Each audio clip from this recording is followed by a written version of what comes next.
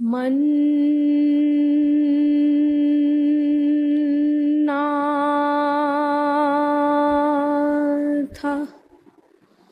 श्री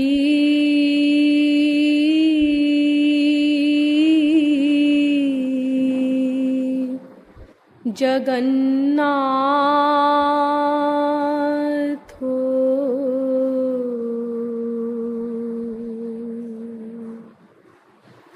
मद्गुरु श्री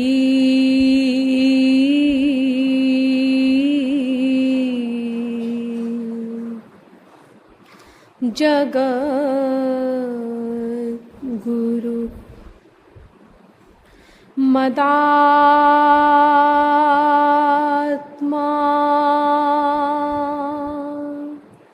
सर्वभूतात्मा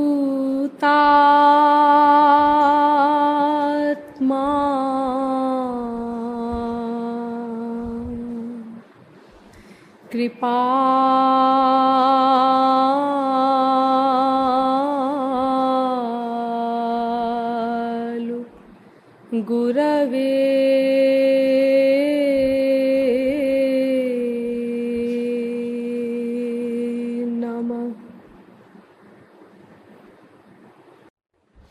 तत्व जिज्ञासु महानुभाव।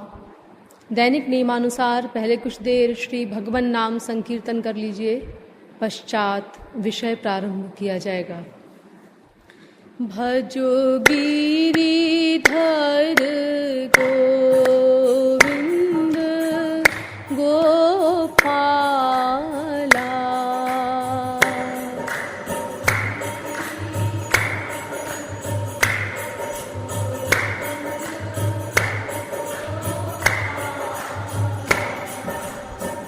भजो गिरिधर गोविंद गोपाला,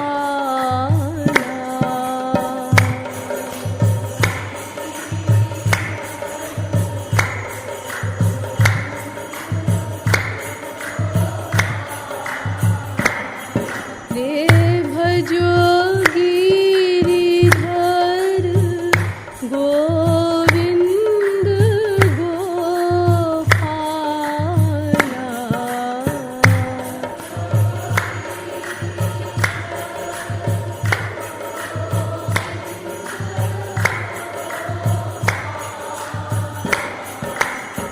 भजो गिरिधर गोविंद गोपाला,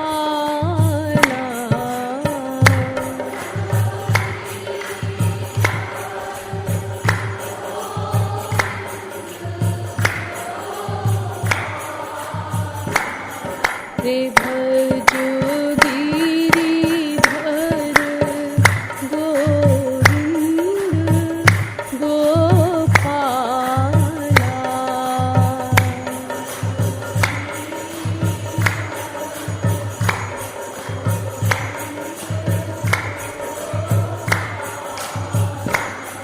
ओ भजो गिरिधर गोविंद गोपाला,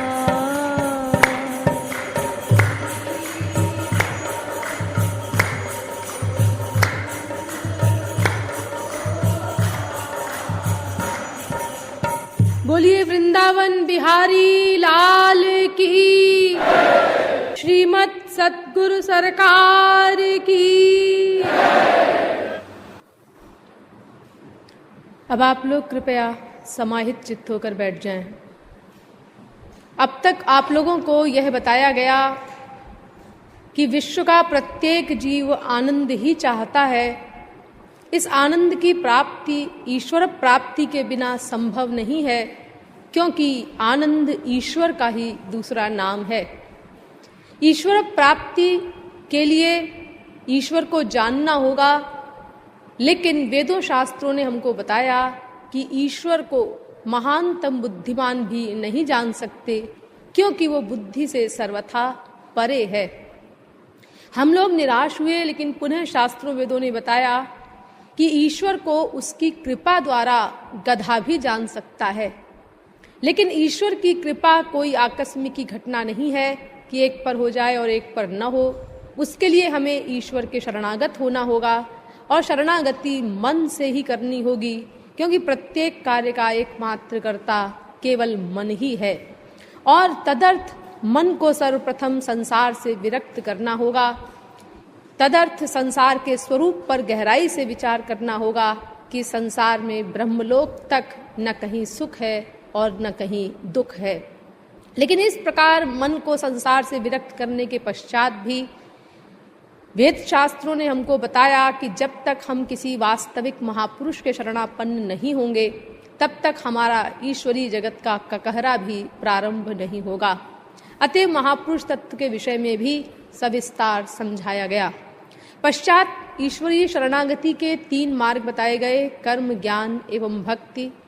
और ये सिद्ध किया गया कि भक्ति के बिना न कर्म धर्म से माया निवृत्ति हो सकती है और न भक्ति के बिना ज्ञान से ही माया निवृत्ति हो सकती है। केवल भक्ति ही एकमात्र मार्ग है। बिना भक्ति के कर्म धर्म केवल स्वर्ग तक पहुंचा सकता है, जो माया की ही एक जेल है, और वहां से लौटकर फिर हीन योनियों में भटकना पड़ता है। इसी प्रकार बिना भक्ति के ज्ञान मार्गी करोड़ों जन्मों की अत्यंत क्लिष्ट साधना के उपरांत भी केवल आत्मक ज्ञान की अवस्था पर ही पहुंच सकता है। लेकिन आत्मक ज्ञान से माया निवृत्ति नहीं होती, वो परमात्मक ज्ञान से होती है, जो भक्ति से ही प्राप्त होता है। इसलिए ज्ञानी को भी भक्ति करनी पड़ती है। इसीलिए भक्ति ही एकमात्र मार्ग है। इस भक्ति के विषय में आपको ही बताया गया कि भक्ति भगवान की सबसे अंतरंग शक्ति का नाम है और ये किसी साधन से प्राप्त नहीं होती, ये एकमात्र किसी वास्तविक रसिक महापुरुष की कृपा से ही मिलती है। लेकिन उस रसिक महापुरुष की कृपा को पाने के लिए हमको अपना बर्तन तैयार करना होगा, अंतःकरण शुद्ध करना होगा।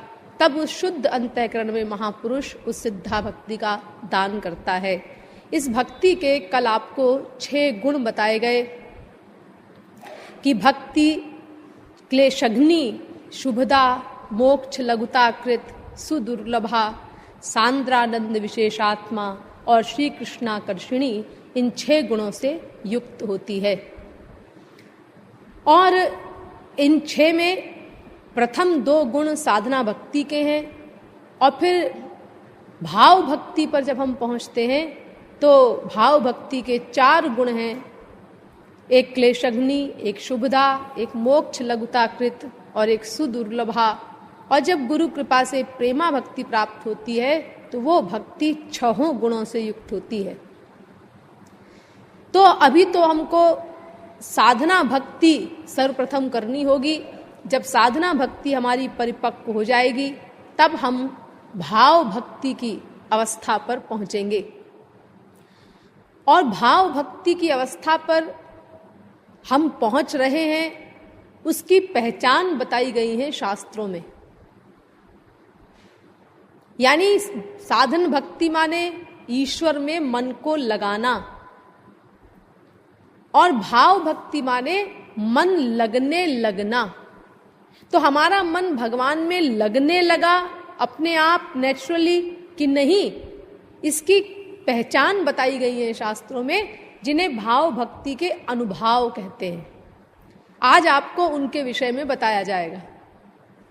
तो भाव भक्ति के अनुभव बताते हुए भक्ति रसामृत सिंधु कहता है, क्षांतिरव्यर्थ कालत्वं विरक्तिर्मान शून्यता, आशा बंध समुत्कंठा, नाम गाने सदा रुचिः, आसक्तिस्तद्गुणाख्याने, प्रीतिस्तद्वसति स्थले, इत्यादयोनुभावाः स्युर्जात भावांकुरे जने। पहला अनुभव है शांति, अर्थात सहनशीलता। यानी क्षोभ का कारण हो, क्रोध का कारण हो, अशांति का कारण हो, टेंशन का कारण हो, फिर भी हमारा मन शांत रहे, इसको शांति कहते हैं। कारण नहीं है तब हमारा मन शांत है, इसमें कोई कमाल की बात नहीं। जैसे देखिए, इस समय हम लोग सब व्यस्त हैं, तो कोई अगर हमको देखे आकर के तो ये दिखाई पड़ेगा उसको कि इनके अंदर कोई क्रोध नहीं है। लेकिन ऐसा है नहीं, हम सब लोग क्रोध आदि से युक्त हैं। अगर बगल वाला जरा सा धक्का भी मार दे तो तुरंत हमको क्रोध आ जाता है। यानी वो ताक में रहता है कि हमको एटमॉस्फेयर मिले और हम बलवान हो, प्रबल हो जाएं। ये दोष है हमारे अंदर। वातावरण मिलते ही वो अपना विराट रूप धारण करके प्रकट हो जाता है। तो ये शांति नहीं है। शांति माने किसी के किसी व्यवहार से हमको फीलिंग न हो। हम लोग अशांत होते रहते हैं। माँ ने कुछ कह दिया, बाप ने कुछ कह दिया, बेटे ने गाली दी, किसी ने विपरीत व्यवहार किया, तो हम लोग अशांत हो जाते हैं। हमारी अशांति का कारण यह है कि हम लोग फिलॉसफी भूल जाते हैं कि संसार में कोई किसी के मुआफिक नहीं रह सकता एक सेकंड को भी। बदलते हुए तीन माया के गुणों के कारण, इसीलिए सबसे सब आशा पहले से किए रहो। आज ये हमारा सम्मान कर रहा है, कल को हमारा अपमान कर सकता है। अरे अगले क्षण ये कुछ भी कर सकता है हमारे साथ। एक फिलोसफर हुई हैं मिरियम स्चिफ, उन्होंने एक बड़ा सुंदर वाक्य कहा है, on the human chess board all moves are possible. अर्थात मनुष्य कुछ भी कर सकता है, कभी भी कोई भी हमारे साथ कोई भी व्यवहार कर सकता है। ये आशा अगर हम सबसे पहले से किए रहें तो हमें किसी के किसी व्यवहार में अशांति नहीं होगी। लेकिन हम लोग अनुकूलता की ही आशा करते हैं, इसीलिए जब कोई प्रतिकूल होता है हमारे तो हम अशांत हो जाते हैं। तो शांति का मतलब ये होता है कि हमें टेंशन का कारण मिले। एक आदमी अपमान कर रहा है हमारा बार बार बार बार बार बार बार बार, और हम शांत बने रहें, असर ना हो, सब कुछ नेचुरल माने। एक उदाहरण दिया गया है परीक्षित का। देखो, राजा परीक्षित पूरे भारत के सम्राट थे। एक बार वो जंगल में गए तो वहां उनको प्यास लगी, तो एक मुनि थे, ऋषि थे, ऋषिक नाम था उनका, तो वो समाधि में थे। राजा ने उनसे पानी मांगा, लेकिन वो तो समाधि में थे, उन्होंने सुना ही नहीं, बेचारों को पता ही नहीं उनको। तो बार बार उनसे पानी मांगा, लेकिन जब उन्होंने नहीं सुना तो राजा की बुद्धि भ्रष्ट हो गई। और जब राजा लौटने लगे तो एक मरा हुआ सांप पड़ा था, उसको उठा करके उन्होंने गले में डाल दिया मुनि के और चले गए। इतने में वहां लड़के आए ऋषि के, और उन्होंने अपने पिता के गले में मरा हुआ सांप देखा तो उनको बड़ा क्रोध आया कि ये किसने बदतमीजी की है, और वहीं बैठ गए और ध्यान लगा करके उन्होंने जान लिया कि ये परीक्षित ने किया है। और उन्होंने तुरंत शाप दे दिया कि तुम 7 दिन के अंदर, ठीक 7 दिन बाद आज से सर्प के द्वारा ही मरोगे, तक्षक तुमको डस लेगा। अब पिता की जब समाधि टूटी तो उन्होंने बताया कि पिताजी ऐसे ऐसे बदतमीज परीक्षित ने आपका ऐसा अपमान किया, मरा हुआ सांप डाल दिया था आपके गले में। और हमसे तो बिल्कुल बर्दाश्त नहीं हुआ और हमने तो ऐसा ऐसा शाप दे डाला। पिता ने कहा, अरे बेटे तो तूने बड़ा गलत काम किया, अरे वो तो भगवत कृपा प्राप्त है और तूने बिना सोचे विचारे ऐसा शाप दे डाला उसको। जाओ उससे तुरंत क्षमा मांगो और उसको बता तो दो कि 7 दिन बाद उसकी मृत्यु हो जाएगी, उसको तो बेचारे को पता ही नहीं। खैर वो गए, परीक्षित को बताया, तो अब परीक्षित ने सोचना शुरू किया कि क्या करना चाहिए। 7 दिन है हमारे पास, तो हम क्या करें अब। तो उन्होंने सब ऋषि मुनियों को इकट्ठा किया। इतने में सुखदेव परमहंस भी आ गए घूमते हुए, और उन्होंने फिर परीक्षित को भागवत सुनाई। आप लोगों को पता ही है उसके बाद सब। तो देखो, परीक्षित को पक्का मालूम था कि 7 दिन बाद मैं मर जाऊंगा, लेकिन उनका मन टस से मस नहीं हुआ, हिला नहीं, डरे नहीं। वो इसको शांति कहते हैं। यानी कोई कारण हो बड़े से बड़ा और हमारा मन नॉर्मेलिटी में रहे, अशांत ना हो। राजा भरत पूरे विश्व के सम्राट थे। जब उनको वैराग्य हुआ तो उन राजाओं के यहां जाकर के वो भिक्षा मांग करके श्री कृष्ण भक्ति करते थे। जिन राजाओं से दुश्मनी थी उनकी राजा होने के समय में, जो उनके दुश्मन राजा थे, उन्हीं के राज्य में जा करके वो भिक्षा मांगते थे और अपना जीवन निर्वाह करके श्री कृष्ण की भक्ति करते थे। तो ये शांति है। दूसरा अनुभव है भाव भक्ति का, अव्यर्थ कालत्वम, यानी एक क्षण का समय भी व्यर्थ न खोना। मानव देह को इतना महत्वपूर्ण मानना कि उसके एक एक क्षण का सदुपयोग करना। यानी किसी की संसारी बातों में लेश मात्र हमारी रुचि न हो।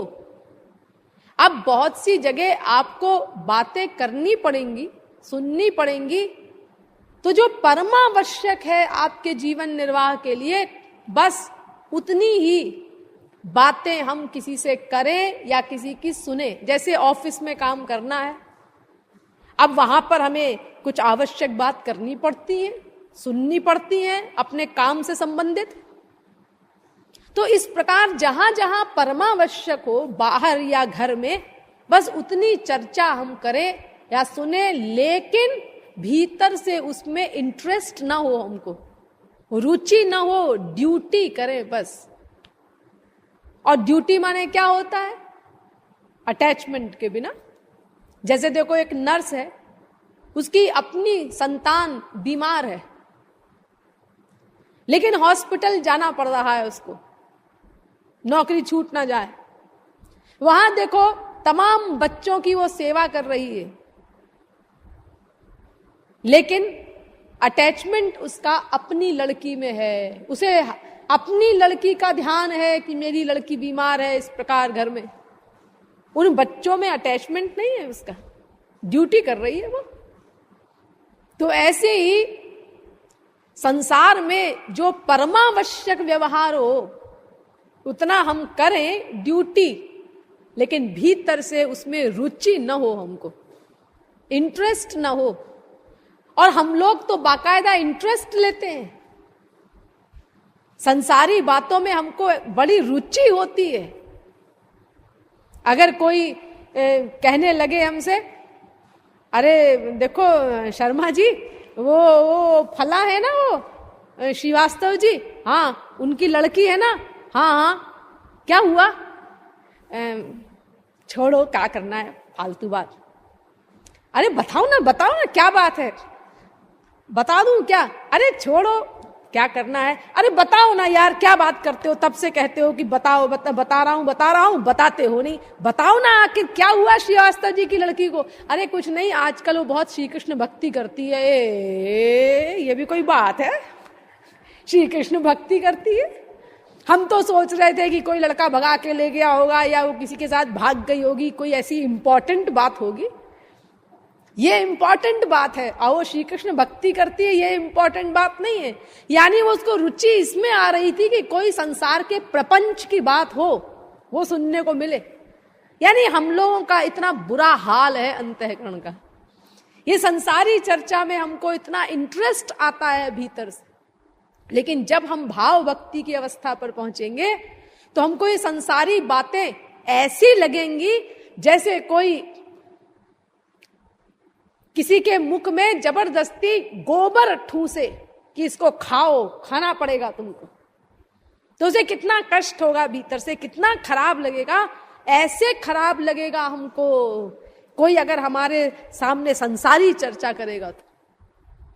जब भाव भक्ति में हम प्रवेश करेंगे, ये पहचान है उसकी, भीतर से इंटरेस्ट न हो। हम सब लोगों को इन अनुभवों के अनुसार अपने अपने को जज करना चाहिए, उससे हमको पता चलेगा कि हम कितना आगे बढ़े हैं। नहीं तो हम लोग सोचेंगे कि हम बहुत आगे बढ़ गए हैं और हालत हमारी पटीचर है अभी। तो ये पहचान बता रहे हैं शास्त्र आगे बढ़ने की, कि तुम भाव भक्ति में जब प्रवेश करोगे तो क्या क्या तुम्हारी अवस्थाएं होंगी, उसका रिएक्शन क्या क्या होगा तुम्हारे अंतःकरण पर। तो संसार की बातों में रुचि न लेना, यहीं पर हम लोग बहुत बड़ी गलती करते हैं, अपने समय को नष्ट करते हैं बुरी तरह। समय है हमारे पास, ऑफिस से आए, चाय पी ली, अब उसके बाद फालतू की बातें कर रहे हैं बीवी से, बच्चों से, अरे उसका क्या हुआ और वो उसका क्या हुआ, और आज हमारे ऑफिस में ऐसा हुआ और तुमने सुना आज वो आया था, वो उसका ऐसा ही हुआ। अरे क्या फालतू बातें करते हो, उसका ये हुआ, उसका वो हुआ। चर्चा करना है तो हरि गुरु की करो, या अपना बैठ करके चिंतन करो भगवान का, गुरु का। लेकिन हम नष्ट करते हैं समय, किसी तरह मानव देह का हमारा सर्वनाश हो जाए, कमर कस के तुले हुए हैं हम लोग। या घर में नहीं चर्चा कर पाए, वो बिजी है बीवी, तो चले गए अपना किसी दोस्त के यहां, वहां भी वही चर्चा फालतू की। अरे वो ऐसा है और वो ऐसी है, वहां बुराइयां हो रही हैं, बुराइयां सुन रहे हैं, उसको ये नहीं करना चाहिए, उसको ऐसा करना चाहिए, ये गलत बात है उसकी। लियो टॉल्स्टॉय ने बड़ा अच्छा सेंटेंस कहा है एक, कि everybody thinks of changing humanity and nobody thinks of changing himself. हर आदमी संपूर्ण मानव जाति को सुधारना चाहता है और अपने आप को कोई सुधारना नहीं चाहता, कि तुम पहले अपना तो सुधार कर लो दूसरे पे उंगली उठाने के पहले, कि वो ऐसा है, वो ऐसा है, उसको ऐसा नहीं करना चाहिए, उसमें ये गड़बड़ है। सब लोगों को, हम लोगों को सोचना चाहिए कि जब हम बैठते हैं किसी के साथ, क्या क्या बातें करते हैं या क्या क्या बातें सुनते हैं। अजी हम करते तो नहीं है, लेकिन हमको सुननी तो पड़ती है। अब वो घर में आ गया हमारे, अब वो फालतू बात अंड बंड बोलने लगा, अब क्या करें, हमको तो सुनना पड़ेगा, नहीं सुनेंगे तो ये तो असभ्यता है, तो सभ्यतावश हमें सुनना पड़ेगा। अरे भाड़ में जाए तुम्हारी सभ्यता ऐसी, गोली मार दो उसको। उसको खुश करने के चक्कर में तुम अपना सर्वनाश कर रहे हो आत्मा का। जिस मानव देह के लिए देवता लोग तरसते हैं कि हमें एक बार मानव देह मिल जाए, भगवान के आगे गिड़गिड़ाते हैं देवता लोग। दुर्लभम मानुषम जन्म प्रार्थ्यते त्रिदशैरपि, नारद पुराण। बड़े भाग मानुष तनु पावा, सुर दुर्लभ सद ग्रंथनि गावा। देवताओं को दुर्लभ है ये मनुष्य का शरीर, और ऐसे शरीर को प्राप्त करके तुम इस प्रकार अपना सर्वनाश कर रहे हो। अरे ये एकमात्र शरीर है जिसमें तुम अपनी बिगड़ी बना सकते हो, और तुम दूसरों को खुश करने के चक्कर में इस प्रकार कचरा अपने दिमाग में ले जा रहे हो। न केवल इससे तुम्हारा समय नष्ट हो रहा है, ऐसा ही नहीं, तुम बहुत पीछे हटते जा रहे हो। अगर तुम निंदा करते हो तो भी पाप है, और निंदा सुनते हो किसी की तो भी पाप है। उसका भी दंड तुम्हें भोगना होगा ईश्वर के यहां। यानी लाभ की बजाय तुमने और अपनी हानि कर ली इतनी। जबकि मानव देह मिला इसलिए है कि इसका एक एक क्षण का हम सदुपयोग करें, हरि गुरु के चिंतन में उसको लगाएं और आगे बढ़ करके, अरे नहीं भी भगवत प्राप्ति करें, कम से कम इतना हिसाब तो बैठा लें कि अगला जन्म हमको मनुष्य का मिल जाए। तुम तो ऐसा काम कर रहे हो कि 84 लाख में हीन योनियों में घूमने के लिए प्रतिज्ञा कर ली है जैसे तुमने। तो देखो ये अव्यर्थ कालत्व, जब हम भाव भक्ति में प्रवेश करने लगेंगे तो एक क्षण भी हम खोएंगे नहीं अपना व्यर्थ। नेचुरल जो भी समय हमको मिलेगा पेट के अतिरिक्त, हम उसको अपने आप हरि गुरु के चिंतन में लगाएंगे। हमें सावधान करने की आवश्यकता नहीं पड़ेगी, स्वाभाविक हमारे अंदर ये चीज आ जाएगी, ये पहचान है उसकी। और तीसरा है इसका अनुभव विरक्ति। विरक्तिरिंद्रियार्थानाम स्याद रोचकता स्वयं, भक्ति रसामृत सिंधु। ये जो इंद्रियों के विषय हैं हमारे, देखना, देखने के विषय, सुनने के विषय, सूंघने के विषय, खाने पीने के विषय, स्पर्श के विषय, ये 5 ज्ञानेंद्रियां है ना। इन्हीं 5 ज्ञानेंद्रियों का विषय है समस्त जगत। तो इन विषयों का सेवन तो करो तुम, वो विषय को नष्ट नहीं करना है हमको। शरीर को चलाने के लिए हमको आवश्यक है, खाना पीना पड़ेगा हमको। परमहंस को भी आवश्यक है, पश्वादिभिश्चा विशेषात। बाकायदा वेदांत में इसके लिए एक सूत्र बना दिया गया कि जैसे एक पशु पक्षी को भूख प्यास लगती है, ऐसे ही परमहंस को भी लगती है। उसके लिए भी खाना पीना अनिवार्य है। Vitamin A B C D आदि जो भी शरीर को स्वस्थ रखने के लिए आवश्यक है, वो जिन जिन चीजों से हमको मिल सकता है उन चीजों का हमको सेवन करना पड़ेगा। हमारी अच्छी हैसियत नहीं है तो जिन सस्ती चीजों में वो विटामिन मिलता है हम उन चीजों का सेवन करें, लेकिन करना पड़ेगा हमको। क्योंकि अगर हम नहीं करते, किसी चीज की कमी हमारे शरीर में हो जाती है तो फिर रोग पैदा होगा, और जब रोग पैदा होगा तो फिर हम बैठेंगे श्री कृष्ण भक्ति करने, और भक्ति होगी उस रोग की, मन जाएगा उसमें। इसीलिए इंद्रियों के विषयों का सेवन करो, लेकिन उसमें भीतर से आसक्ति न होने पाए, यह ध्यान रखना है। जो सामने आया हमारे, वो चाहे रसगुल्ला ही क्यों ना हो, वो अगर हमारे शरीर के लिए हानिकारक नहीं है, सामने आ गया तो मन से अर्पित करो उसको श्री कृष्ण को, और उनको अर्पित करके उनका प्रसाद समझ करके उसको ग्रहण कर लो। प्रसाद समझ करके। उद्धव परमहंस भगवान श्री कृष्ण से कहते हैं, त्वयोपभुक्त श्रीगंध वासो लंकार चर्चिताः उच्छिष्ट भोजिनो दासास्तव मायाम जये महि। भागवत। हे श्री कृष्ण, ये योग और ज्ञान और ये बड़ी बड़ी कठिन साधनाएं, ये तो हमारे बस का नहीं है। हम तो आपकी पहनी हुई प्रसादी मालाएं, आभूषण आदि, आपके पहने हुए प्रसादी वस्त्र, आपका प्रयुक्त इत्र आदि, आपका जूठा उच्छिष्ट भोजन आदि, बस हम तो इन्हीं चीजों का सेवन करके और माया को चैलेंज कर देंगे। यानी वो प्रसाद समझ करके उन वस्तुओं का ग्रहण करना, उसमें मन का अटैचमेंट न करना। यहां देखो क्या बढ़िया रसगुल्ला है और क्या बढ़िया दही बड़ा है, उस वस्तु का रस न लेना। प्रसाद समझ करके उस वस्तु को ग्रहण कर लो, उन विषयों का सेवन कर लो।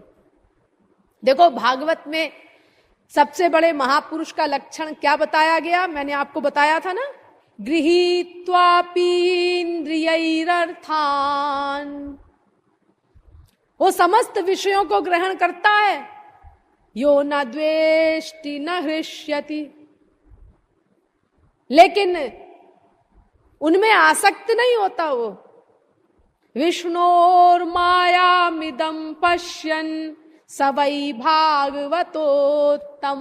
भागवत 11वें स्कंद के दूसरे अध्याय का 48वां श्लोक। इंद्रियों से सब विषयों को ग्रहण करता हुआ भी भीतर से उन विषयों में कोई अटैचमेंट उसका नहीं होता। जैसे पुंडरीक विद्यानिधि थे गौरांग महाप्रभु के जमाने में, राजाओं से भी आगे ठाट बाट था उनका। सोने का पलंग और सब प्रकार की ऐश्वर्य की वस्तुएं और सब सुंदर सुंदर लड़कियां उनकी सेवा कर रही हैं, बड़े ठाट बाट, लेकिन हृदय की स्थिति इतनी ऊंची थी उनकी कि उनसे मिलने के लिए परम व्याकुल होकर के गौरांग महाप्रभु स्वयं गए उनके पास। उनको बुलवाया जाए और उनकी प्रतीक्षा की जाए, इतनी देर उनसे सहन नहीं हुआ। स्वयं गए उनसे मिलने के लिए और उनको चिपटा करके आंसू बहाए गौरांग महाप्रभु ने। इतने बड़े भक्त, इतने बड़े महापुरुष, लेकिन बाहर से सब घोर संसारी ठाट बाट से रहने वाले लोग विषयी समझते थे उनको। तो सब विषयों का सेवन करो लेकिन अंतःकरण की आसक्ति ना होने पाए, इसको कहते हैं विरक्ति। ये मतलब नहीं होता विरक्ति का कि सामान उठा के फेंक दिया, लेकिन मन ही मन उसका हम चिंतन कर रहे हैं, इसे विरक्ति नहीं कहते। सब वस्तुएं हो, हम सेवन करें, लेकिन भीतर से रुचि ना हो हमारी उन चीजों में। और चौथा है मान शून्यता, यानी प्रतिष्ठा की भावना का अभाव। ये हम लोगों के अंदर बहुत बड़ी गड़बड़ है। हम अपनी प्रतिष्ठा चाहते हैं, कोई हमारी तारीफ करे, कोई हमारी प्रशंसा करे, ये बीमारी है हम लोगों के अंदर। और अगर जरा सा कोई अपमानजनक वाक्य बोल देता है तो तुरंत हमारी भौहें चढ़ जाती हैं। ये अहंकार के कारण होता है।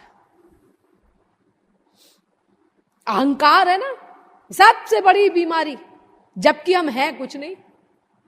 अगर हम अपनी स्थिति पर गहराई से विचार करें तो क्या है हम लोग, कुछ भी तो नहीं है। अरे देखो, बुद्धि में बृहस्पति सरस्वती टॉप करते हैं, और सम्मान में गणेश जी टॉप करते हैं, वैभव में इंद्र टॉप करते हैं, प्रताप में सूर्य टॉप करते हैं, धन में कुबेर टॉप करते हैं। हम किस चीज में टॉप करते हैं जो इतना अहंकार है हमारे अंदर कि हम लोग चाहते हैं सब हमारा सम्मान करें? अरे ये भी छोड़ो, वो लोग तो पूरे ब्रह्मांड में टॉप करते हैं, हम कम से कम अपने मृत्युलोक में ही टॉप कर ले। तब भी अगर हम अहंकार करें चलो तो ठीक है। हमारी तो ये हालत है कि अपने मोहल्ले में ही टॉप नहीं करते सब चीजों में। हमसे आगे कई चीजों में हमारे मोहल्ले में ही लोग मिल जाएंगे, फिर भी हमारे अंदर इतना अहंकार है कि हम किसी का एक वाक्य अपमानजनक नहीं सुन सकते। तो सोचो कहां हम भाव भक्ति में प्रवेश कर रहे हैं, हम तो बहुत पीछे हैं। जब ये हमारे अंदर शौक पैदा हो जाए, यानी सम्मान की तो बिल्कुल इच्छा हो ही ना, बहुत अधिक सम्मान मिल रहा हो तो भी हमें कोई भीतर से खुशी ना हो, ये तो छोड़ो, लेकिन ये शौक पैदा हो भीतर से कि कोई हमारा अपमान करे, बेचैनी हो, अरे आज दिन भर किसी ने हमारा अपमान नहीं किया, खराब लगे भीतर से, आज दिन भर अपमान ही नहीं किया हमारा किसी ने, आज का दिन ऐसा ही गया। यानी वो जो महाराज जी कहते हैं बार बार कि ये भीतर से शौक पैदा करो कि लोग तुम्हारा अपमान करें और तुम उसमें विभोर हो जाओ। बिल्कुल ठीक कहते हैं आप। जब तक मुझे भगवत प्राप्ति नहीं होती तब तक कौन सा ऐसा दोष है जो मेरे अंदर नहीं है। अरे जब जाएंगे तो सारे दोष इकट्ठे जाएंगे, जब तक हैं तब तक सारे दोष हैं, और ये जाएंगे कब? जब भगवान मिलेंगे। माया निवृत्ति होगी। जब तक माया है तब तक माया का पूरा परिवार रहेगा। तो सारे दोष तो हमारे अंदर हैं। अगर उसमें हमें किसी ने कुछ कह दिया तो फिर ठीक ही तो कह रहा है वो। यानी विभोर हो हम। बाइबल कहती है bless them that curse you. जो तुमको अपमानित करें, तुमको शापित करें, तुम्हें भला बुरा कहें, उनको भीतर मन ही मन शुभकामना अर्पित करो उनके लिए। विभोर हो जाओ। सब यही कहते हैं संत, सब यही कहते हैं ग्रंथ, सब यही कहते हैं पंथ, लेकिन हम लोग इस बात पर ध्यान नहीं देते। तो जब हमारी भाव भक्ति की अवस्था आने लगेगी तो नेचुरल ये चीज हमारे अंदर भीतर से आएगी कि किसी के अपमान आदि की हमको कोई फीलिंग नहीं होगी, बल्कि हमें ये शौक होगा भीतर से कि लोग हमारा अपमान करें। अब अगला सुनिए। ये इतने बता दिए मैंने आपको। शांति, नंबर 2 अव्यर्थ कालत्व, नंबर 3 विरक्ति, नंबर 4 मान शून्यता। अब सुनिए 5वां आशा बंध। आशा बंधो भगवतः प्राप्ति संभावना दृढ़ा। भक्ति रसामृत सिंधु। मुझे भगवत प्राप्ति अवश्य होगी, श्याम सुंदर अवश्य मिलेंगे मुझे, ऐसी आशा, बलवती आशा हो हमारे अंदर। हम लोग तो निराश हो जाते हैं। थोड़ा सा प्रयत्न किया, सफलता नहीं मिली, अरे भाई हमसे नहीं होगा, ये नहीं होगा, तो फिर हम जा रहे हैं अपना वही संसार में वापस। तो संसार में सब ठीक ठाक है, तुमको शांति सुख जो कुछ तुम चाहते हो सब मिल जाएगा संसार में। अजी वहां कहाँ मिलेगा, वहां तो सब गड़बड़ी गड़बड़ है, तभी तो हम ईश्वर के पथ पर आए थे, तो फिर क्यों लौट के जा रहे हो। लेकिन अब क्या करें भाई, जब यहाँ होता नहीं तो। अरे भाई निराश ना हो, प्रयत्न करो। कुआं खोद रहे हो तुम, और तुमने 8-10 फुट कुआं खोदा, उसके बाद तुमको चट्टान मिल गई, निराशा न लाओ, उस चट्टान को तोड़ो।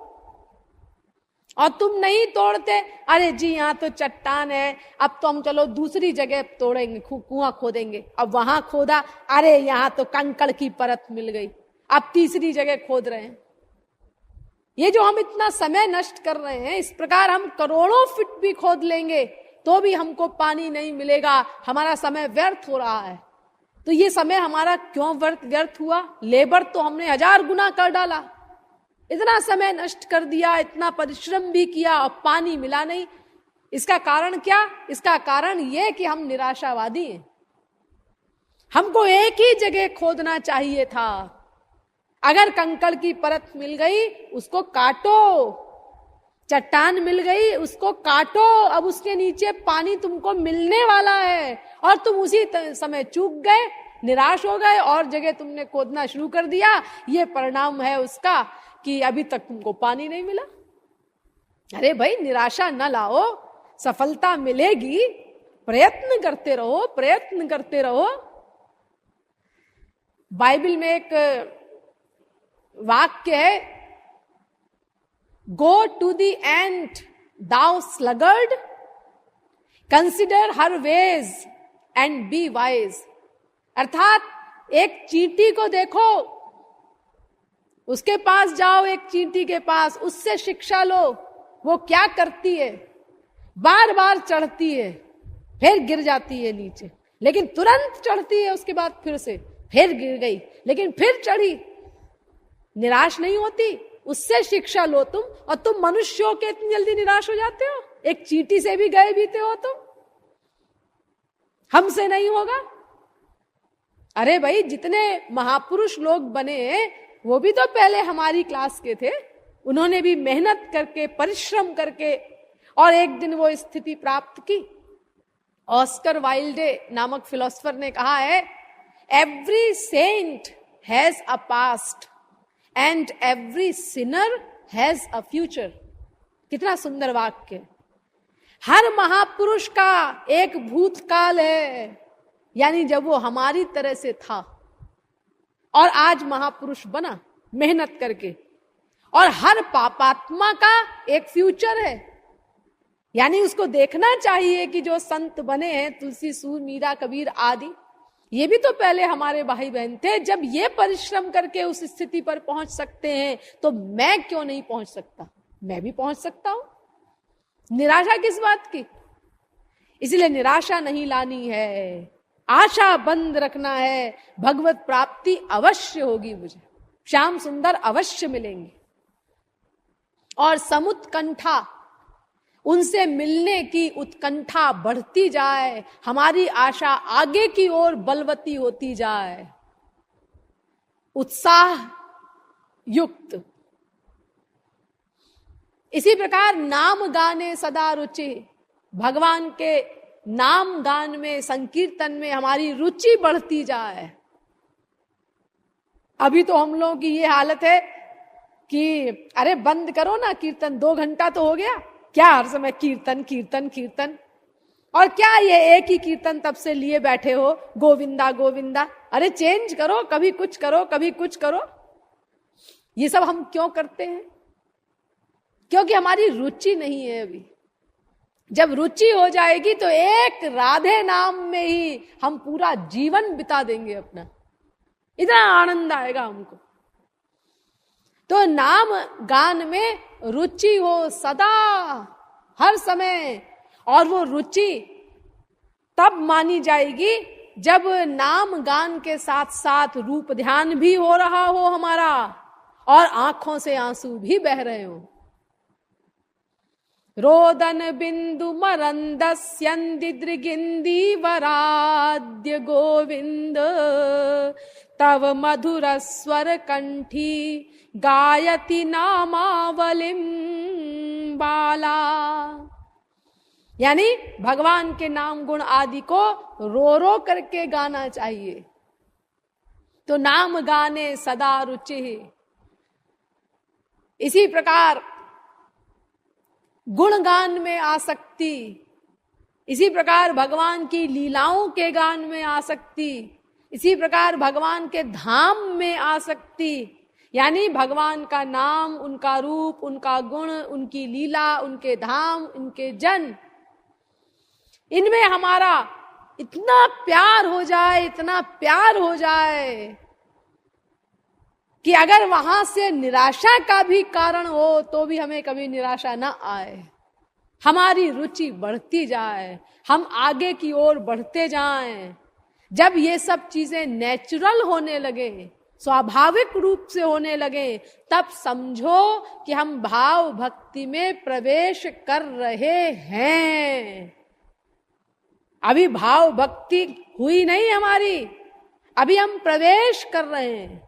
और आगे बढ़ो, क्योंकि ये सब चीजें होने लगी, इसका मतलब अंतःकरण शुद्ध होने लगा है। जो नेचुरल भीतर से ये सब चीजें हमारे अंदर आने लगी हैं। अब और आगे बढ़ो, और अंतःकरण शुद्ध करो, और आगे बढ़ो, और आगे बढ़ो। इस प्रकार आगे बढ़ते जाओ, बढ़ते जाओ, बढ़ते जाओ। तो ये जो भाव भक्ति के अनुभव मैंने बताए हैं, इनमें 100% जब दृढ़ता आ जाएगी, यानी ये बातें नेचुरल आने लगेंगी हमारे अंदर, फिर जो जो हमारी साधना और आगे बढ़ेगी, अंतःकरण और अधिक हमारा शुद्ध होता जाएगा, त्यों त्यों इन अनुभवों में परिपक्वता आती जाएगी, मजबूती आती जाएगी।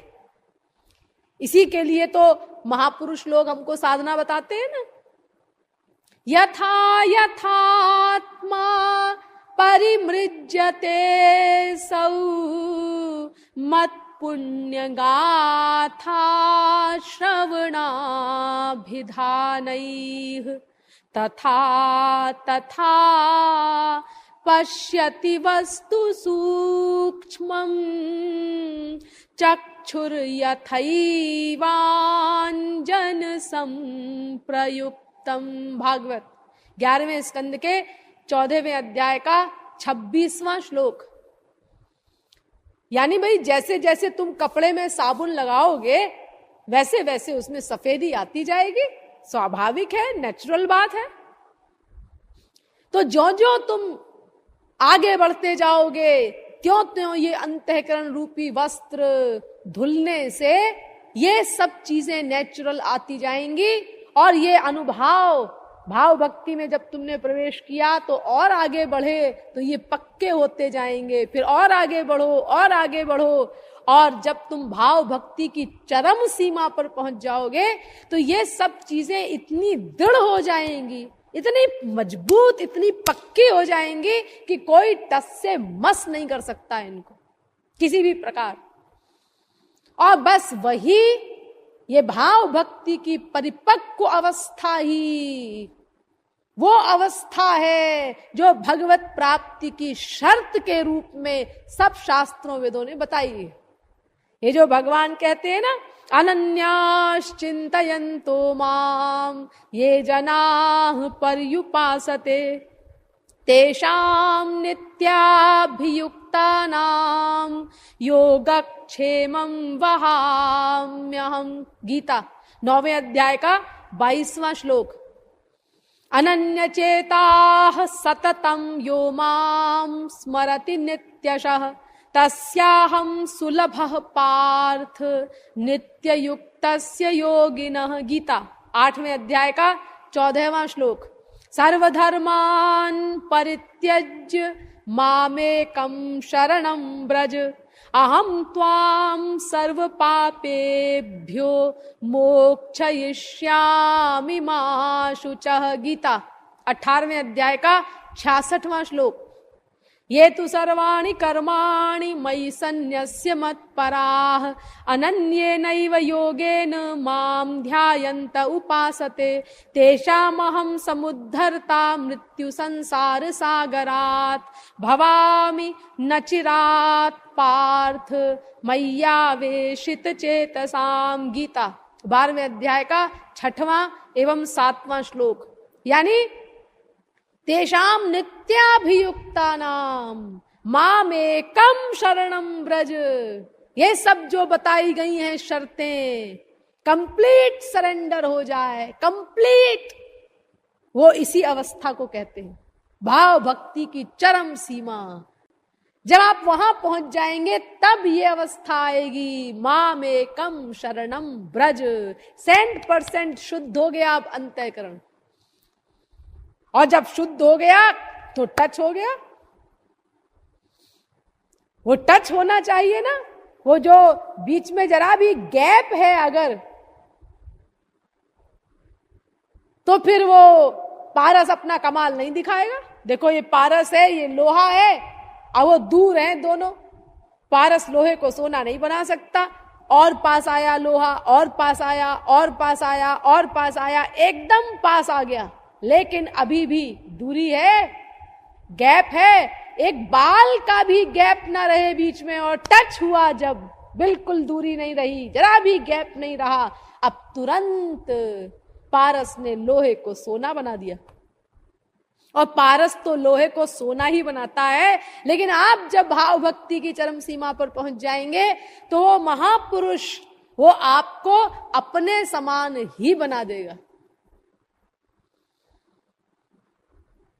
अरे भगवान के ही बराबर बन जाएंगे आप, क्योंकि महापुरुष का मतलब क्या, जो कुछ भगवान के पास है वो सब कुछ महापुरुष के पास है, एक सृष्टि करने का काम छोड़ के बस।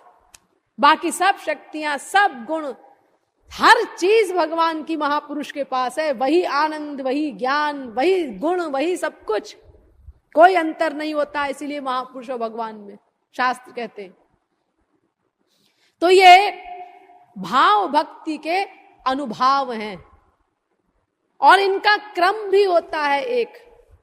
आदौ श्रद्धा ततः साधु संगोथ भजन क्रिया ततो नर्थ निवृत्ति स्यात् ततो निष्ठा रुचिस्ततः अथासक्तिस् ततो भावः ततः प्रेमाभ्युदंचति साधका नामयं प्रेम्णः प्रादुर्भावे भवेत् क्रमः। भक्ति रसामृत सिंधु। यानी पहले श्रद्धा हो, श्रद्धत्स्वतात, श्रद्धत्स्व वेद कहता है, श्रद्धा करो, श्रद्धा करो। और उसके बाद फिर महापुरुष का संग हो, किसी वास्तविक रसिक महापुरुष का संग मिले, उसका संग करो। संग भी दो प्रकार का होता है, ध्यान दीजिए। एक होता है, जैसे भक्ति के बारे में बताया जाता है ना, दो प्रकार की भक्ति होती है, एक सासंग भक्ति और एक अनासंग भक्ति। ऐसे ही महापुरुष का संग भी दो प्रकार का होता है। एक संग तो ऐसा होता है कि बस महापुरुष के पास जा रहे हैं, उसका प्रवचन भी सुन रहे हैं और कीर्तन भी सुन रहे हैं, सब लोग प्रणाम कर रहे हैं, चलो अपन भी प्रणाम कर लेते हैं। एक संग तो ये होता है, इससे लाभ नहीं होगा। अरे कुछ कुछ तो होगा, जाता रहेगा तो धीरे धीरे धीरे धीरे श्रद्धा भी होने लगेगी, लेकिन वो बहुत लॉन्ग प्रोसेस है।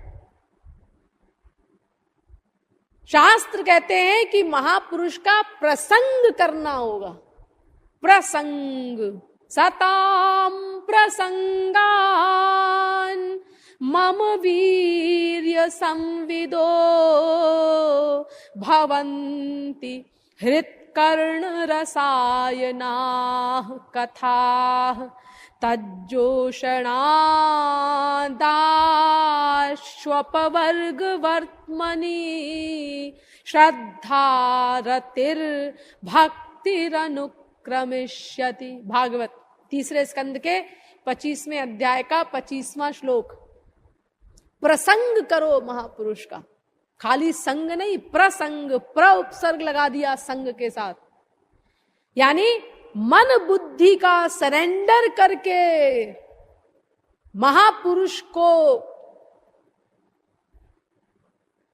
इतनी इंपॉर्टेंस देना कि बाद में भी हम महापुरुष से दूर चले गए, अपने शहर में कोई सर्विस है, किसी का बिजनेस है, किसी का कुछ है, तो उस महापुरुष के आदेश के अनुसार ही अपने जीवन को चलाना, यानी महापुरुष के सामने रह करके भी मन बुद्धि का समर्पण करते हुए उसका संग करना, और बाद में भी उसी प्रकार महापुरुष के आदेशानुसार ही अपने जीवन को चलाना, ये प्रसंग कहलाता है।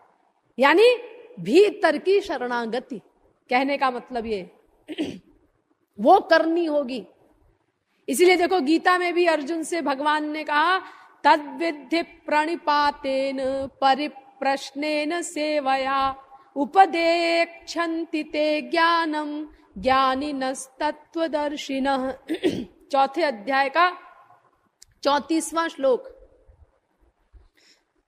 अर्थात महापुरुष का की शरणागति करो, प्रणिपातेन कंप्लीट सरेंडर करो, मन बुद्धि का कंप्लीट सरेंडर उसके चरणों में, भीतर का, और फिर उसकी सेवा करो तन मन धन से।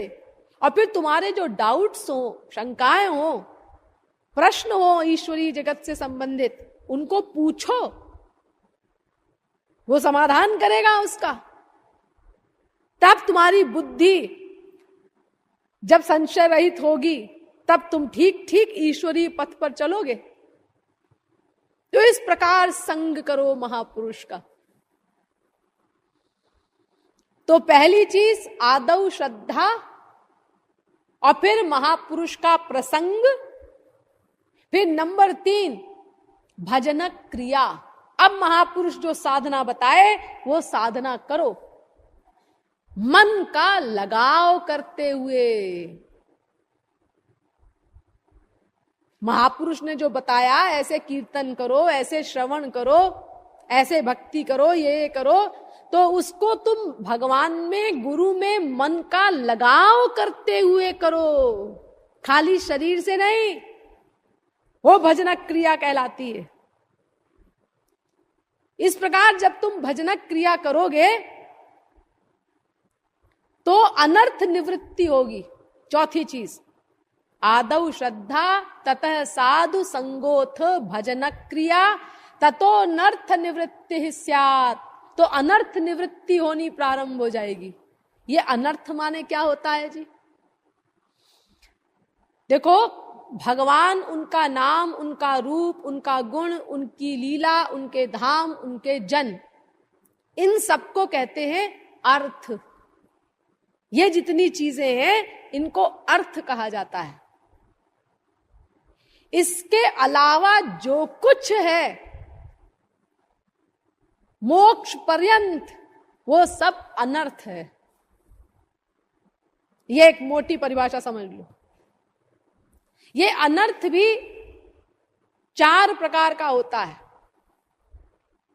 एक होता है सुकृत जात अनर्थ, दूसरा होता है दुष्कृत जात अनर्थ, तीसरा होता है अपराध जात अनर्थ, और चौथा होता है भक्ति जात अनर्थ। सुकृत जात अनर्थ, सुकृत माने पुण्य, अच्छे कर्म। आपको बताया गया है पहले भी कि अच्छे कर्म भी बंधन कारक हैं। उसका परिणाम है स्वर्ग। पुण्येन पुण्य लोकम नयति पापेन पाप मुभाभ्यामेव मनुष्य लोकम, माठ श्रुति वेद कहता है। अच्छा कर्म करोगे तो स्वर्ग जाओगे, बुरा कर्म करोगे तो नरक जाओगे। तो ये देखो, अच्छा कर्म भी माया की एक क्लास की जेल स्वर्ग देता है, इसीलिए ये भी बंधन कारक है, ये भी अच्छी चीज नहीं है। तो ये सुकृत जो है, वो सुकृत जात अनर्थ उसको कहते हैं कि हमारी इच्छा होती है स्वर्ग आदि के सुखों को भोगने की। तो जब हमारी अनर्थ निवृत्ति होने लगेगी तो ये सुकृत जात अनर्थ निवृत्त हो जाएंगे, यानी स्वर्ग के सुखों को भोगने की इच्छा समाप्त हो जाएगी हमारी। ये सुकृत जात अनर्थ की निवृत्ति। इसी प्रकार होता है दुष्कृत जात अनर्थ। ये बुरे कार्यों के परिणाम स्वरूप जो हमने पाप किए हैं, उन पापों के कारण जो अनर्थ है, हमारा संसार में राग द्वेष आदि है, ये सब भी समाप्त हो जाएगा हमारा, इसकी भी निवृत्ति हो जाएगी। और एक होता है अपराध जात अनर्थ। ये जो हम नामापराध करते हैं, अपने ही गुरु के खिलाफ सोचने लगते हैं बीच बीच में, इसकी भी निवृत्ति हो जाएगी। और फिर हमारी बस एक सी बुद्धि रहेगी, आनुकूल्यस्य संकल्पः प्रातिकूल्यस्य वर्जनम रक्षिष्यतीति विश्वासो गोप्तृत्वे वर्णम तथा निक्षेपणम ह्यकार्पण्यम षड्विधा शरणागति। सदा अनुकूल चिंतन, ये 6 अंगों से युक्त शरणागति हो जाएगी हमारी गुरु के प्रति। आनुकूल्यस्य संकल्पः प्रातिकूल्यस्य वर्जनम रक्षिष्यतीति विश्वासो गोप्तृत्वे वर्णम तथा निक्षेपणम ह्यकार्पण्यम षड्विधा शरणागति। वायु पुराण भक्ति रसामृत सिंधु। यानी ये 6 अंग हैं शरणागति के। तो इसमें मेन 2 हैं, आप वो समझ लीजिए। प्रारंभ के आनुकूल्यस्य संकल्पः, यानी सदा गुरु के, भगवान के अनुकूल ही सोचना। और इसी को पक्का करने के लिए दूसरा है प्रातिकूल्यस्य वर्जनम। कभी भी उनके खिलाफ न सोचना, प्रतिकूल न सोचना। अगर उनकी कोई बात हमको समझ में नहीं आती तो अपनी समझ को हम दोष दें, मेरी समझ पर्याप्त नहीं है उनकी बातों को समझने के लिए, क्योंकि हमारी समझ, हमारी बुद्धि मायिक है और उनके कार्य अलौकिक है। तो कैसे समझ में आएंगे मायिक बुद्धि से? अरे अंतर्वाणी भिरप्यस्य मुद्रा सुष्ठु सुदुर्गमा। अगर सरस्वती भी हमारी बुद्धि में बैठ जाएं तो भी महापुरुष के क्रियाकलाप समझना माइक बुद्धि से असंभव है, यहां तक शास्त्र कहते हैं। गौरांग महाप्रभु कहते हैं, जार चित्ते कृष्ण प्रेमा करे उदय, तार वाक्य क्रिया मुद्रा विज्ञे न बुझे। जिसके चित्त में श्री कृष्ण प्रेम उदित हो गया है, यानी जिसने श्री कृष्ण को प्राप्त कर लिया है, उनके दिव्य प्रेम को प्राप्त कर लिया है, ऐसे उस रसिक संत की के वाक्य, उसकी क्रियाएं, उसकी मुद्रा, ये सब क्या रहस्य रखते हैं, इसको सरस्वती बृहस्पति नहीं समझ सकते, हम लोग क्या समझेंगे। इसीलिए बार बार शास्त्र कहते हैं, बुद्धि को शरणागत करो महापुरुष के, बुद्धि का सरेंडर करो, बुद्धि का सरेंडर करो, ताकि तुम्हारी अनर्थ निवृत्ति हो जाए। जब बुद्धि का सरेंडर तुम कर दोगे तो ये अपराध जात अनर्थ निवृत्त हो जाएंगे। क्योंकि नामापराध ये तो सबसे बड़ा पाप है। सबसे बड़ा पाप क्या, वो ऐसा कहना चाहिए कि ये इसका तो कोई प्रायश्चित ही नहीं है। बाकी हम संसार वालों के प्रति जो अपराध करते हैं, उन सबके तो पाप लिख के प्रायश्चित लिखे हैं वेदों में, लेकिन नामापराध जो हम भगवान और संतों के प्रति करते हैं, बल्कि भगवान से भी बड़ा अपराध संत के प्रति किया गया अपराध है। क्योंकि भगवान के प्रति अपराध किया तो संत की शरणागति से क्षमा हो जाता है, संत के पास पावर है। लेकिन अगर संत के प्रति अपराध कर दिया हमने, तो भगवान की हिम्मत नहीं कि उसको क्षमा कर दे। वो तो आपको वो कहेंगे कि वहीं जाकर के नाक रगड़ो, उसी से क्षमा मांगो जहां तुमने अपराध किया है। दुर्वासा जी का आख्यान आप लोग जानते हैं। अम्बरीश के प्रति अपराध किया, भगवान ने चक्र छोड़ दिया दुर्वासा जी के ऊपर। हम लोग किस खेत की मूली हैं।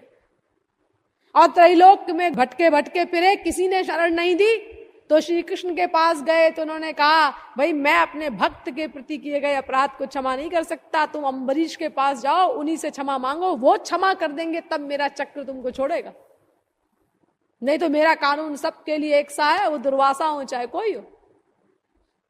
और जाकर अम्बरीश के चरणों में गिर के क्षमा मांगी, तब जाकर के वो चक्र के भय से उनको छुटकारा मिला, वरना हर जगह चक्र सिर काटने के लिए पीछे घूमता रहा, दुर्वासा जी तक के। और हम लोग ठाठ से बैठे बैठे अपना चिंतन करते हैं महापुरुषों के खिलाफ। तो नामापराध इतना बड़ा अपराध है कि उसको भगवान भी क्षमा नहीं कर सकते, संत के प्रति किए गए अपराध को। इसीलिए हमें बहुत सावधान रहना चाहिए। उनकी बातें अगर हम बुद्धि से समझना चाहेंगे तो समझ में कभी आएगी नहीं, परिणाम स्वरूप हम नामापराध करते रहेंगे, अपना सर्वनाश करेंगे। इसीलिए शरणागत करना है बुद्धि को इन 6 अंगों से युक्त, जो मैंने अभी आपको बताई। आनुकूल्यस्य संकल्पः, प्रातिकूल्यस्य वर्जनम, रक्षिष्यतीति विश्वासो, गोप्तृत्वे वर्णम तथा, निक्षेपणम ह्यकार्पण्यम, षड्विधा शरणागति। सदा अनुकूल ही सोचो, कभी प्रतिकूल मत सोचो, और वो सदा मेरी रक्षा करेंगे ऐसा दृढ़ विश्वास रखो। चौथा, सदा उनको अपने साथ रक्षक रूप में महसूस करो, मेरी रक्षा कर रहे हैं, वरना मैं पता नहीं किन किन संकटों में पड़ गया होता अब तक। और अपने आप को उनकी धरोहर मानो।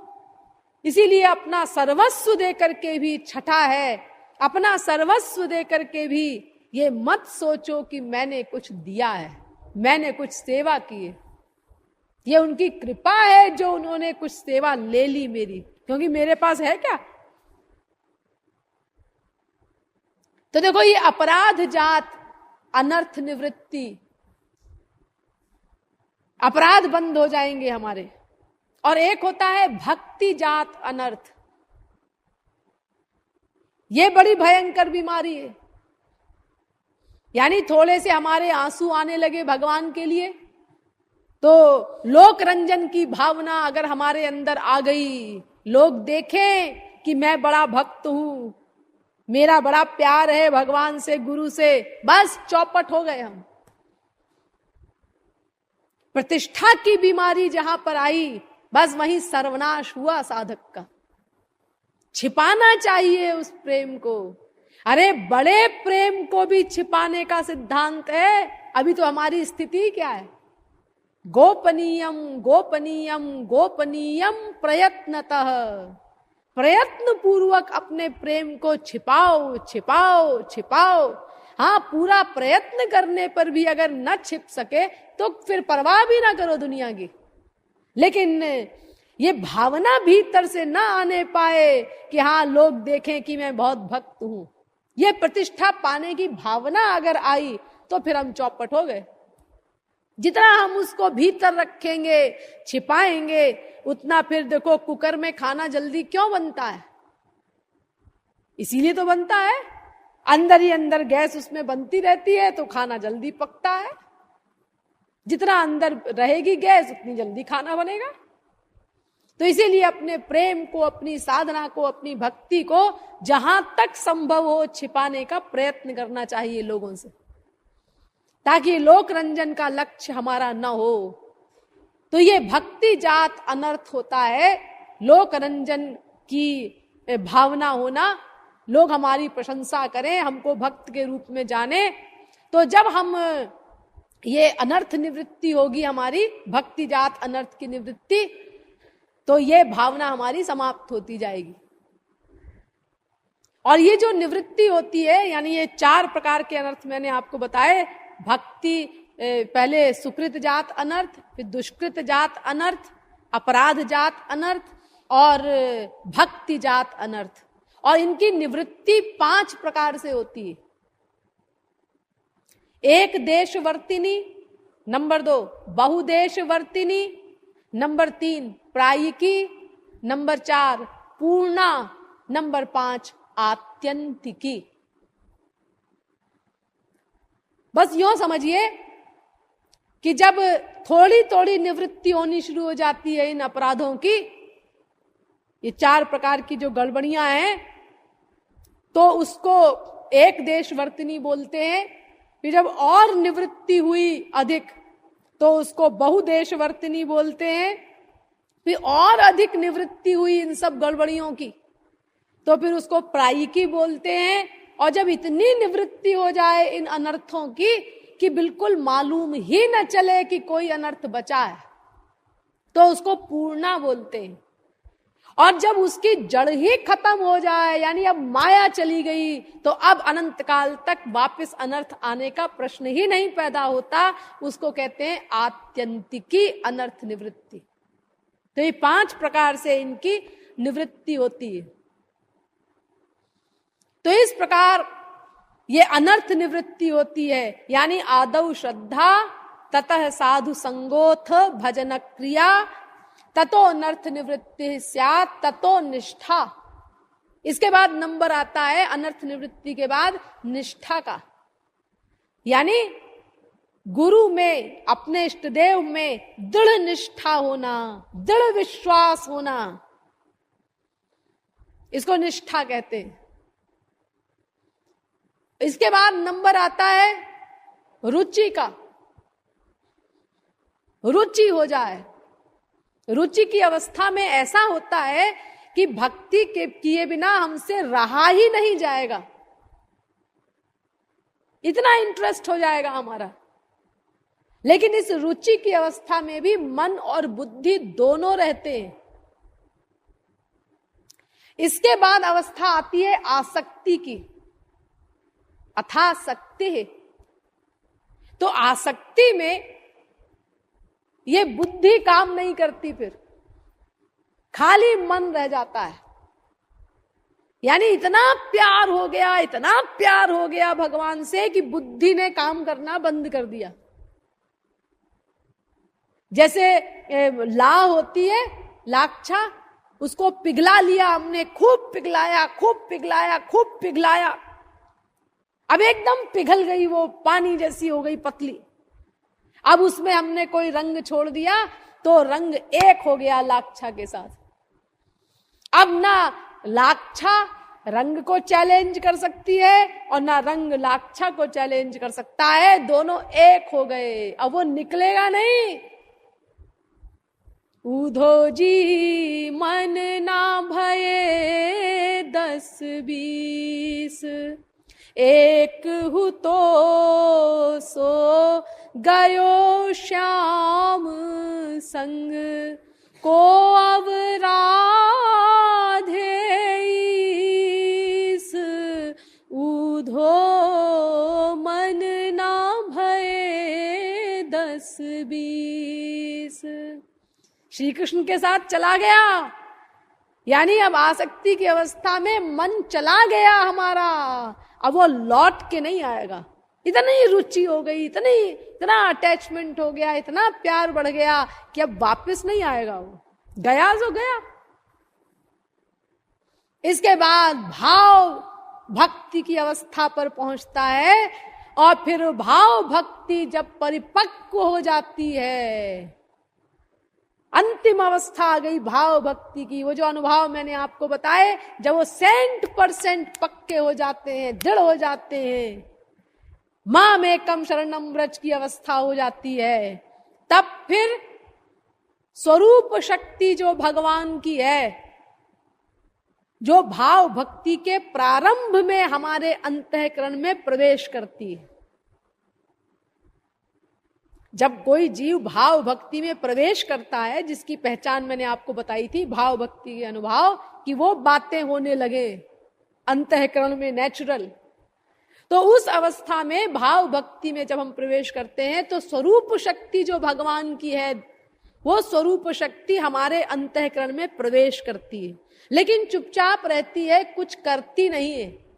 क्योंकि अभी जैसा वो अंतःकरण चाहती है कि हमको कंप्लीट शुद्ध अंतःकरण मिले, क्लीन स्लेट हार्ट मिले, वो अभी नहीं हुआ ना। इसलिए वो चुपचाप लेकिन वहां रह करके घूमती रहती है, उसको आशा हो जाती है कि अब इसका अंतःकरण शुद्ध होने लगा, हो जाएगा। तब तक हम अपना यहीं रहते हैं, टहलते हैं, घूमते हैं। तो जब ये भाव भक्ति बढ़ते बढ़ते बढ़ते बढ़ते चरम सीमा पर पहुंच जाती है, तो वो जो स्वरूप शक्ति है भगवान की, वो विद्या माया को समाप्त कर देती है। यानी ये दो प्रकार की माया होती है ना, आपको पहले भी बताया गया है, एक अविद्या माया और एक विद्या माया।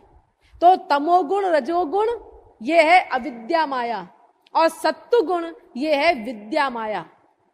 तो सत्वगुण से तमोगुण रजोगुण नष्ट हो गए, लेकिन सत्वगुण बचा है, वो विद्या माया है। तो वो जब बचा है तो माया तो हावी है ही, अभी उससे भी छुट्टी मिले तब तो माया से छुट्टी मिलेगी। तो अब वो स्वरूप शक्ति जब हम भाव भक्ति की चरम सीमा पर पहुंच जाते हैं तो उस विद्या माया को भगा देती है।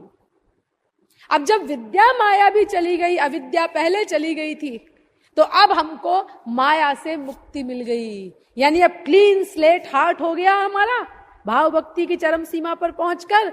तो स्वरूप शक्ति ने जो वहीं टहल रही थी हमारे अंतःकरण में, विद्या माया को चट से भगा दिया। अब जब वो माया भग गई तो हमारा अंतःकरण दिव्य बना दिया उस स्वरूप शक्ति ने। और जब अंतःकरण स्वरूप शक्ति के द्वारा दिव्य हो गया हमारा, तब फिर गुरु हमको प्रेमा भक्ति का दान करता है। वो प्रेमा भक्ति जो भगवान को अंडर में रखने वाली भक्ति है। मैंने आपको बताया था ना, 6 गुण है उसके, उसमें एक गुण है श्री कृष्णाकर्षिणी।